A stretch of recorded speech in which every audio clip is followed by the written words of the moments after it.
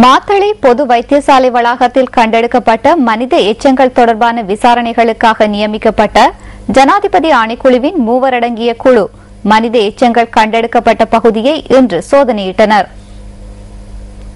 மாத்தளை பொது வைத்தியசாலை வளாகத்தில் மனித எச்சங்கள் கண்டெடுக்கப்பட்ட பகுதியை விசாரணை குழுவினர் இன்று காலை கண்காணித்தனர். இந்த சந்தர்ப்பத்தில் மாத்தளை சட்ட வைத்திய அதிகாரியும் பிரசன்னமாகியிருந்தார். கிடைக்கப்பெற்ற மனித எச்சங்களுக்குரிய காலப்பகுதியில் சேவையாற்றிய அதிகாரிகள் மற்றும் மனித புதைக்குழியில் அகழ்வுகளில் ஈடுபட்ட சட்ட வைத்திய அதிகாரிகளிடமும் இன்று சாட்சியங்கள் பதிவு செய்யப்பட்டன. மாத்தளை மாவட்ட செயலக வளாகத்தில் உள்ள மனித புதைக்குழி தொடர்பில் சாட்சியங்களை பதிவு செய்யும் நடவடிக்கை நேற்று ஆரம்பிக்கப்பட்டது.